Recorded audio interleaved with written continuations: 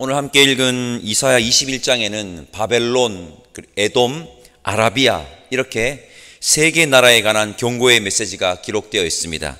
그중 오늘은 바벨론과 에돔에 관한 경고의 메시지에 집중해 보고자 합니다. 먼저 바벨론에 관한 경고입니다. 우리 1절과 2절 말씀 함께 읽어봅시다. 1절과 2절입니다. 해변 광야에 관한 경고라. 적병이 광야에서 두려운 땅에서 내게 해오리바람같이 몰려왔도다. 혹독한 묵시가 내게 보였도다. 속이는 자는 속이고 약탈하는 자는 약탈하도다. 엘람이여 올라가고 메대여 에워싸라. 그의 모든 탄식을 내가 그치게 하였노라 하시도다. 아멘. 해변 광야에 관한 경고라. 해변 광야는 바벨론을 가리키는 말입니다. 바벨론은 유프라테스 강과 티그리스 강 사이 사막 지역에 위치한 도시입니다. 바벨론이라는 이 도시는 사막 한가운데 있지만 유프라테스의 강물을 가지고 와서 식수를 해결하고 상선, 즉 무역선이 자신들의 도시 한가운데까지 접안할 수 있게 운하를 건설한 도시입니다. 이처럼 광야 한가운데를 해변처럼 만들어 버릴 만큼의 화려한 문명을 자랑하던 바벨론에게 해변 광야라는 이름은 적절한 이름인 것 같습니다. 그 강력했던 바벨론, 화려한 문명의 중심지였던 바벨론이 어떻게 된다는 겁니까? 멸망한다는 것입니다. 멸망. 오늘 본문 1절과 2절에 나오는 엘람과 메대라는 이 지역에서 어떤 나라가 발흥합니까? 바로 페르시아가 발흥합니다. 바벨론은 바로 그 페르시아에 의해 주전 539년에 멸망당합니다. 영원하지 않는 세상의 힘과 권력을 의지하는 것이 얼마나 부질없고 헛된 짓인지 오늘도 이사야서는 우리에게 말해주고 있습니다. 화려한 문명을 자랑하는 바벨론의 그림자가 눈에 보입니다.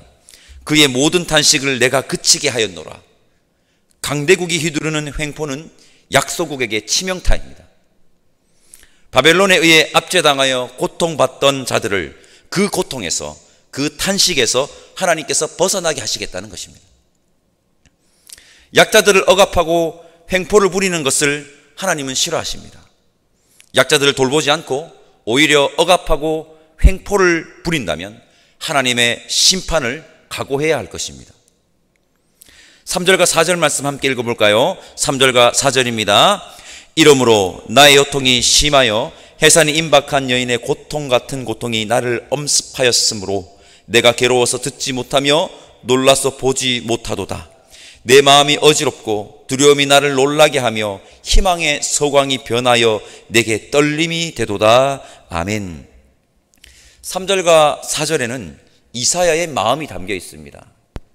이사야는 예언자이고 예언자는 하나님의 마음과 말씀을 대신 전하는 자이기에 3절과 4절에는 하나님의 마음이 담겨 있다고 볼 수 있습니다. 이사야는 혹독한 바벨론의 멸망을 바라보고선 극심한 고통을 겪습니다. 하나님의 심판이 너무나도 준엄하기에 그들에게 닥칠 심판이, 그들이 당할 고통이 자신에게 고통, 아픔이 된 것입니다. 하나님은 세상 모든 열방을 사랑하시고 세상 모든 열방이 돌아오시기를 바랍니다. 하나님은 아픔으로, 그 아픈 마음으로 심판을 선언하시는 것입니다.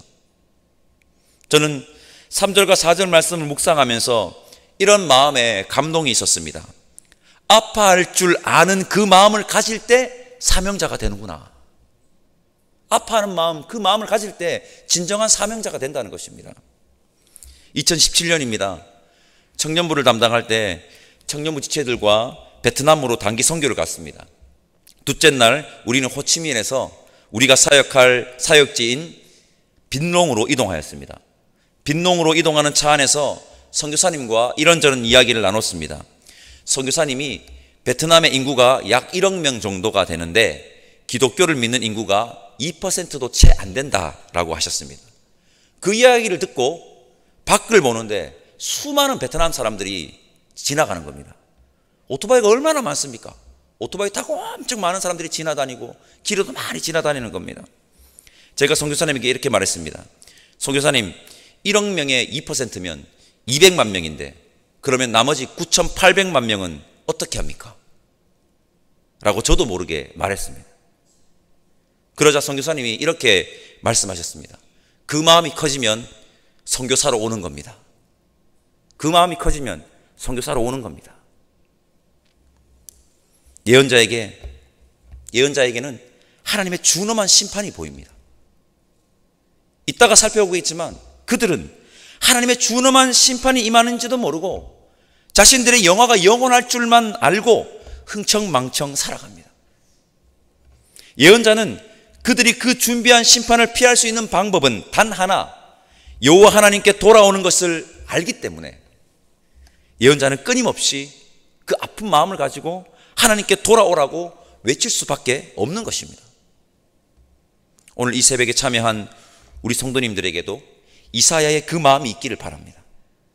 그리하여 이 땅의 인생들에게 하나님께 돌아와야 산다고, 예수 그리스도를 구주로 고백해야 구원을 얻는다고 외치는 사명자들 다 되시기를 간절히 소망합니다.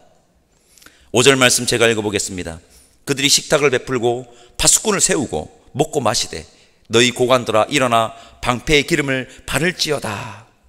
바벨론의 지도자들은 파수꾼을 딱 세워놓고는 흥청망청 먹고 마십니다. 하나님의 준엄한 심판이 자신들의 나라에 닥치는지도 모르고 흥청망청 먹고 마시고 있는 겁니다. 지금 파수꾼을 세우고라는 구절이 있습니다. 바벨론의 군대는 당시 최강의 군사력을 자랑하는 최강의 군대였습니다. 파수꾼도 세워놨겠다. 적들이 쳐들어와도 최강의 군사력을 자랑하는 군대가 자신들을 지키리라고 믿었던 것 같습니다. 누가복음 17장 26절에서 30절까지 말씀을 제가 읽어보겠습니다.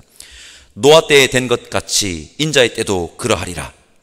노아가 방주에 들어가던 날까지 사람들이 먹고 마시고 장가들고 시집가더니 홍수가 나서 그들을 다 멸망시켰으며, 또 롯의 때와 같으리니 사람들이 먹고 마시고 사고 팔고 심고 집을 짓더니 롯이 소돔에서 나가던 날에 하늘에서부터 불과 유황이 비오듯 하여 그들을 멸망시켰느니라.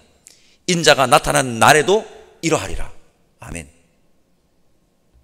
세상 사람들은 하나님의 준엄한 심판이 임하는지도 모르고 그저 흥청망청 먹고 마십니다.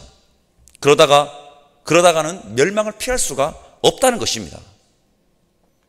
그날에는 강력한 힘을 자랑하는 최강의 군대도, 바벨론의 최강의 군대도 소용이 없고, 9절입니다. 바벨론이여 그들이 조각한 신상들이 다 부서져 땅에 떨어졌도다.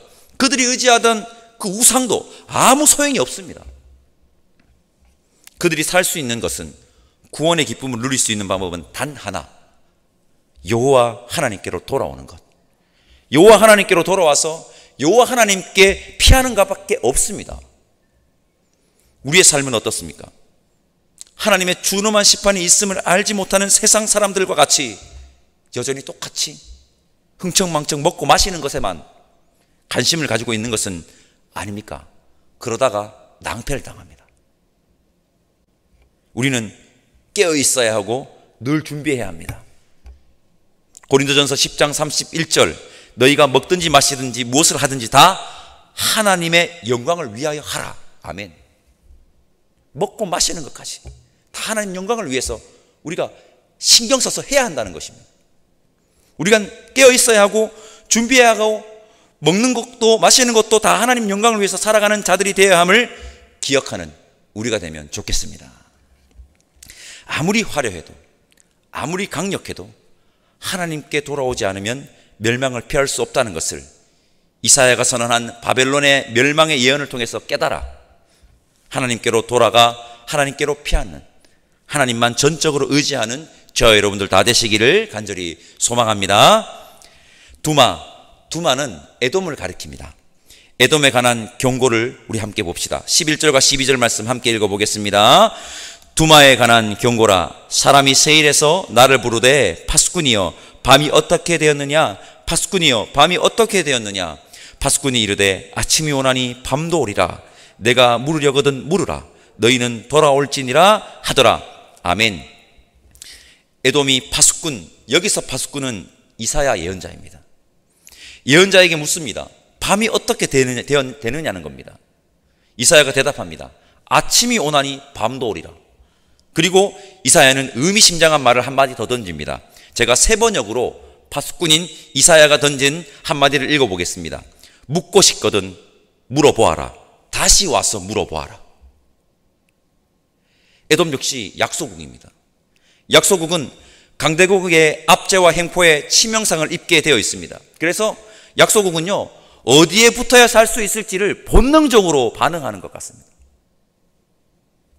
아침이 오지만 밤도 옵니다. 아수르 다음에 뭐가 옵니까? 바벨론이 오고요.